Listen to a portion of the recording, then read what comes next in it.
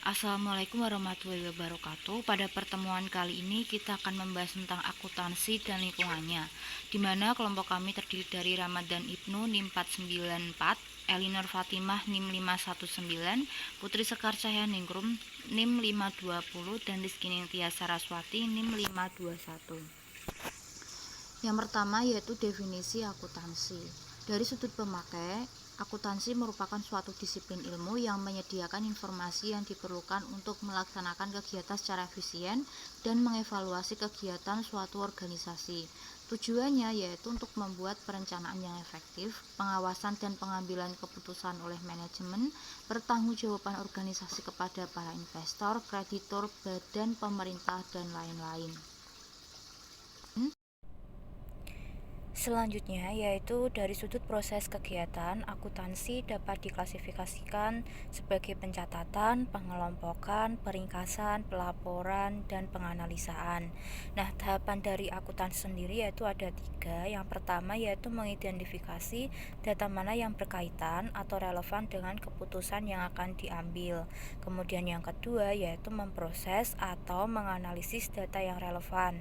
Yang ketiga yaitu mengubah data menjadi informasi yang dapat digunakan untuk pengambilan keputusan. Akuntansi sebagai sistem informasi. Nah, dalam hal ini seperti manajer menggunakan akuntansi untuk menyusun perencanaan usaha, mengevaluasi kemajuan usaha, dan melakukan tindakan koreksi. Sedangkan dalam hal pengambilan keputusan, akuntansi dapat digunakan untuk menentukan peralatan yang akan dibeli, berapa persediaan yang harus ada di gudang, dan berapa kas yang harus dipinjam ke bank. Bagi investor sendiri, akuntansi dapat digunakan untuk menganalisa keuangan perusahaan yang akan diinvestasi, memonitoring laporan keuangan perusahaan. Kemudian bagi kreditur, akuntansi dapat membantu untuk menilai kemampuan calon pengambil kredit dan memonitoring kredit apakah sesuai dengan tujuan atau tidak. Kemudian bagi investasi pemerintah, yaitu dapat memperoleh informasi keuangan perusahaan sebagai dasar penetapan pajak. Dan bagi organisasi nirlaba, akuntansi dapat membantu untuk menganalisa keuangan terkait seperti membayar tenaga kerja, listrik, sewa, dan lain-lain.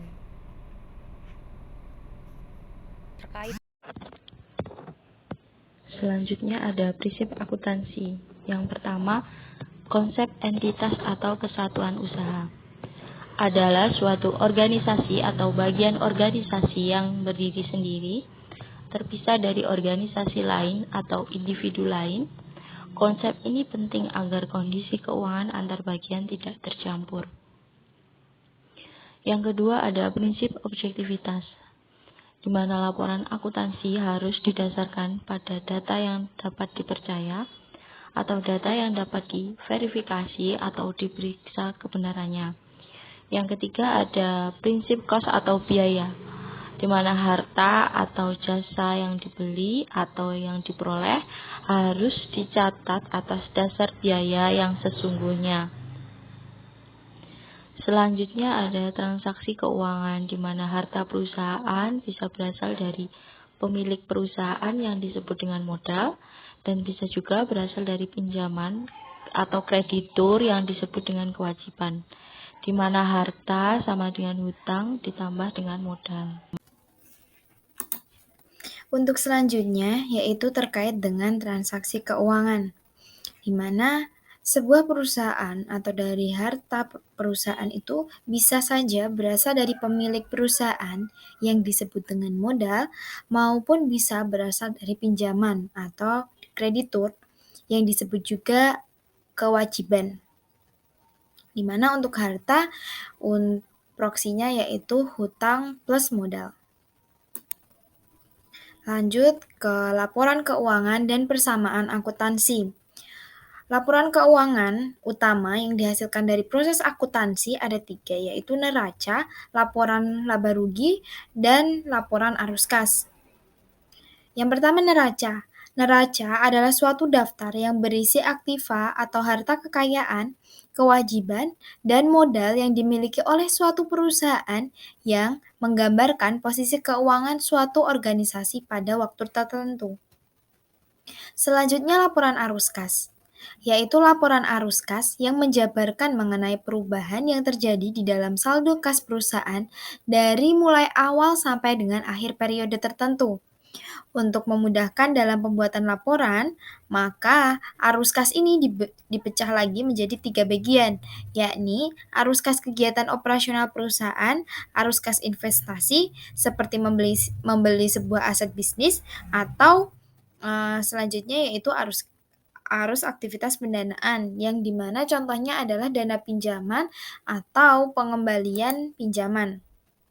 Selanjutnya yaitu adalah laporan laba rugi.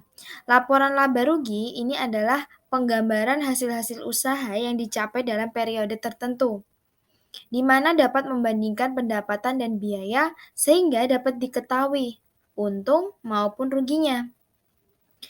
Di mana laporan laba rugi ini menjadi ada 3 bagian, yaitu pendapatan, biaya, dan laba atau rugi sendiri. Pendapatan yaitu aliran penerimaan kas atau harta lain yang diterima dari konsumen sebagai hasil penjualan barang atau jasa. Kemudian biaya yaitu harga pokok barang yang dijual dan jasa-jasa yang dikonsumsi untuk menghasilkan pendapatan.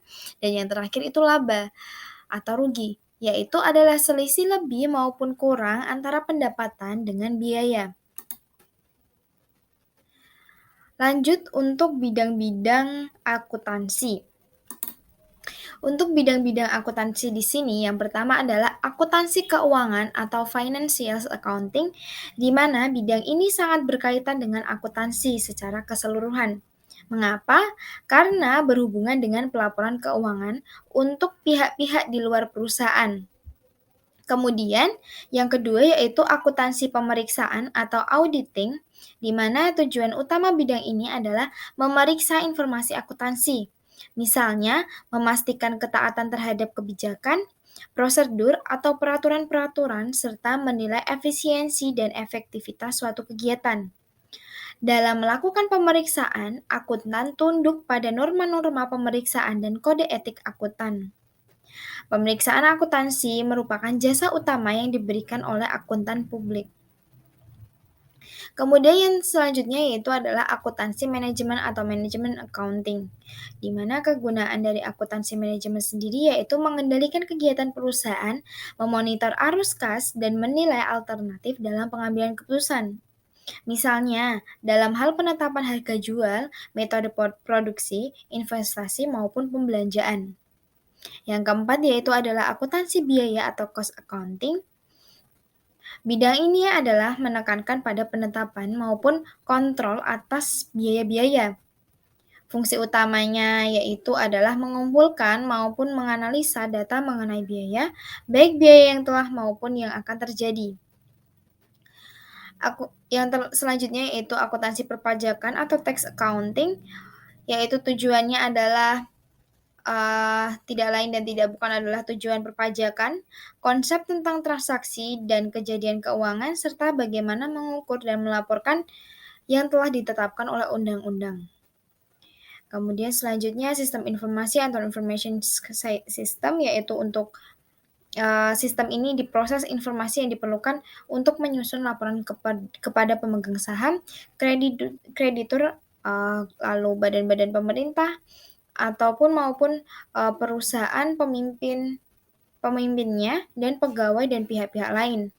Kemudian selanjutnya yaitu peranggaran atau budgeting, di mana anggaran adalah sarana untuk menjabarkan tujuan perusahaan, di mana kegiatan ini adalah penyusunan rencana keuangan mengenai kegiatan perusahaan untuk jangka waktu tertentu, di mana akan datang serta analisa dalam pengontrolannya. Dan yang terakhir adalah akuntansi pemerintah atau government accounting, di mana bidang ini mencatat transaksi-transaksi pemerintah yang menyediakan laporan akuntansi tentang aspek kepengurusan dari administrasi keuangan negara.